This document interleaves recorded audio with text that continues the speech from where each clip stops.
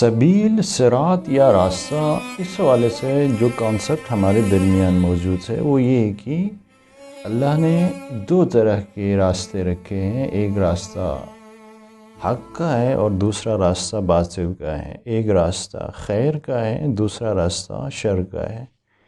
ایک راستہ نیکی کا ہے اور دوسرا راستہ برائی کا ہے۔ دو راستے رکھے ہیں اللہ نے، دو راستوں کی ہدایت کی ہے خدا نے۔ یہ کانسیپٹ ہمارے درمیان موجود ہے، جبکہ ایسا نہیں ہے۔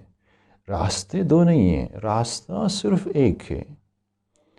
قرآن نے جو تعبیر استعمال کی ہے اس کے لیے، اِنَّا هَدَيْنَاهُ السَّبِيلَ، ہم نے راستے کی ہدایت کی ہے۔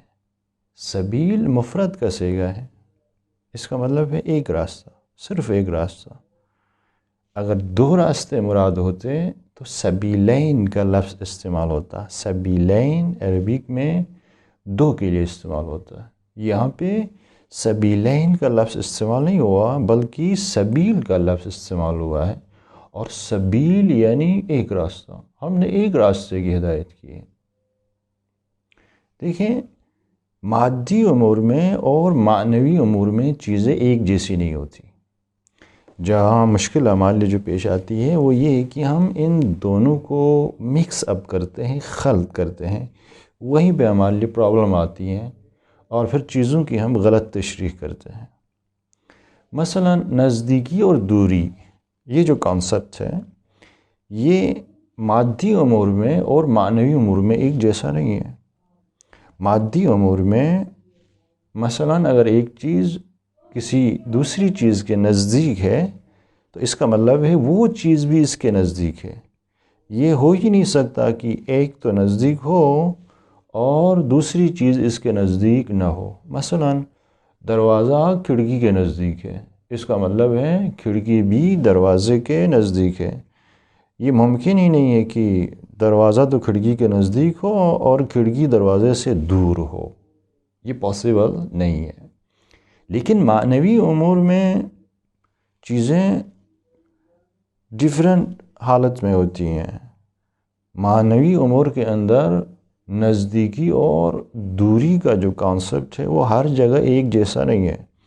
مثال کے طور پر اللہ تبارک و تعالیٰ کی ذات ہر انسان کے قریب ہے، چاہے وہ انسان کافر ہو، چاہے وہ انسان مسلمان ہو، چاہے وہ انسان مومن ہو، چاہے منافق ہو، بلکہ اللہ تبارک و تعالیٰ کی ذات ہر موجود کے قریب ہے، کائنات کی ہر شے کے قریب ہے، نزدیک ہے۔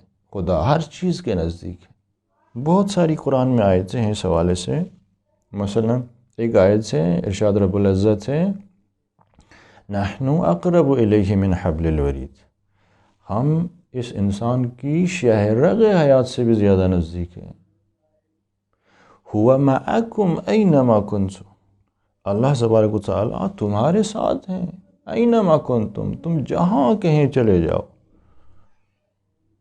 اینما تولوا فثم وجہ اللہ، تو اللہ تبارک و تعالیٰ کی ذات ہر انسان کے قریب ہے۔ مومن ہو، منافق ہو، مسلمان ہو، کافر ہو، فرق نہیں کرتا۔ لیکن کیا کافر بھی خدا کے قریب ہے؟ کیا منافق بھی خدا کے قریب ہے؟ کافر اور منافق خدا سے بہت دور ہیں۔ تو مادی امور میں اور معنوی امور میں چیزیں ایک جیسی نہیں ہوتی۔ اسی طرح یہ سبیل کا لفظ بھی ہے، صراط اور راستہ، یہ بھی ممکن ہے دو آدمی ایک ہی سمت حرکت کر رہے ہوں، ایک ہی سمت، دونوں کا رخ ایک ہی طرف ہو ظاہراً، اور ایک ہی منزل کی طرف دونوں بڑھ رہے ہوں، لیکن باطناً جو ہیں وہ فرق کرتے ہوں۔ باطناً دونوں کی حرکت ایک سمت نہ ہو۔ مثال کے طور پر عمر سعد نے بھی کوفے سے حرکت کی اور کربلا پہنچا۔ حبیب ابن مظاہر بھی کوفے سے چلائے اور کربلا پہنچا۔ ظاہراً دونوں نے ایک ہی راستہ طے کیا ہے، دونوں نے ایک ہی سمت سے حرکت کی ہے، دونوں کی منزل بھی ایک ہے، کربلا ہے۔ ایک ہی راستے کو طے کر کے دونوں کربلا پہنچے۔ فرق کہاں ہے؟ فرق یہاں پہ ہے کہ یہ راستہ طے کرتے وقت رخ کس کی طرف ہے، آیا رخ خدا کی طرف ہے یا نہیں ہے؟ نقطہ یہ ہے جو اصل سمجھنے کا۔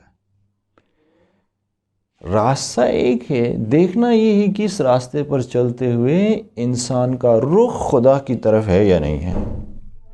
انسان کا رخ خدا کی طرف ہے یا انسان کی پشت خدا کی طرف ہے۔ حبیب ابن مظاہر کوفے سے کربلا پہنچا ہے، رخ خدا کی طرف تھا۔ عمر سعد بھی کوفے سے چل کے کربلا پہنچا ہے، اس کی پشت خدا کی طرف تھی، دونوں کا رخ خدا کی طرف نہیں تھا۔ ممکن ہے دو آدمی ایک ہی سمت حرکت کر رہے ہوں ظاہراً، لیکن باطناً جو ہیں ایک کی حرکت خدا کی طرف ہو، دوسرے کی حرکت شیطان کی طرف ہو۔ تو جو نقطہ سمجھنا ہے وہ یہ ہے کہ رخ کس کی طرف ہے، خدا کی طرف ہے یا نہیں ہے۔ راستہ وہی ہے، ایک راستہ ہے، رخ خدا کی طرف ہے، تو ایسے انسان کو شاکر ہونا چاہیے۔ اِنَّا هَدَيْنَاهُ السَّبِيلَ اِمَّا شَاكِرًا وَإِمَّا كَفُورًا۔ اگر پشت خدا کی طرف ہے تو پھر ایسا انسان کفور ہے۔ لہذا جو معروف حدیث ہے، ہر کسی نے سنی ہوئی ہے کہ کل مولود یولد علی فطرت الاسلام، ہر پیدا ہونے والا بچہ فطرت اسلام پر پیدا ہوتا ہے۔ اس کا مطلب کیا ہے؟ اس کا مطلب یہ ہے کہ ہر پیدا ہونے والا بچہ جب اس دنیا میں آتا ہے، متولد ہوتا ہے، تو اس کا رخ خدا کی طرف ہوتا ہے، اس کا چہرہ خدا کی طرف ہوتا ہے، اس کا پورا وجود خدا کی طرف ہوتا ہے۔ پھر بعد میں ماحول اس انسان کو ایسا بناتا ہے، سوسائٹی کے اندر ماحول اس قسم کا کریٹ ہوا ہوتا ہے کہ یہ پش کرتا ہے خدا کی طرف۔ اور جب انسان خدا کی طرف پش کر کے حرکت کرے گا تو اس کا اٹھتا ہوا ہر قدم یہ خدا سے دور ہونے کا باعث بنے گا،